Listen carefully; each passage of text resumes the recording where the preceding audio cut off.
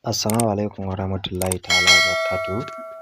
Mutane na barkanku da wannan lokaci, sannan muna yi wa kowa fatan alkhairi da zuwa wannan channel tamu mai albarka mai suna Al'umma Hausa TV.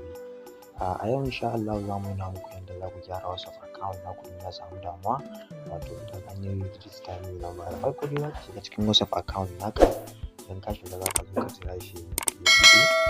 Da face yana kawo ka za ka zo wajen sa phone number za ka zo, idan ka tashi za ka zo ka danna gashi nan bari nuna muku, za ka zo ka danna nan gurin yawwa, idan ka zo ka taɓa wajen gashi nan za ka ga rubuta maka help gashi nan wajen, za ka zo ka taɓa shi.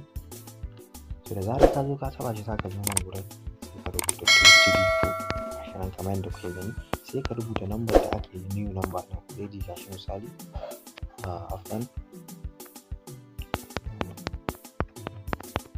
yawwa za ka rubuta number misali kamar haka. Idan ka zo ka rubuta number kamar haka za ka zo ka danna next yawwa, za ka zo ka danna me next sai ka danna. Idan ka danna nan gurin yawwa da farko nan wajen ka ga nan wajen za ka zo akwai extension ɗin insha Allah zan ajiye muku rubutun da ku ɗauko sai ku rubuta kamar misali kamar haka, zan ajiye muku shi sai ku ɗauko sai ku rubuta. Nan gurin kuma already za ka iya ɗaukar hoton misali kamar hoton new number ɗin, in ka zo kai login ai za su ce ma register new number, to za ka ɗauko wannan hoton sai ka zo ka saka shi a nan.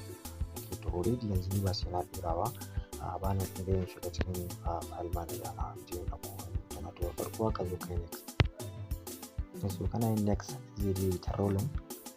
So da ya gama rolling za ka zo ka danna nan gashi nan za ka danna send to Gmail, za su tura ma. So bayan ka gama wannan za ka zo ka danna gashi nan send yawwa, kana danna send gashi nan zai tafi.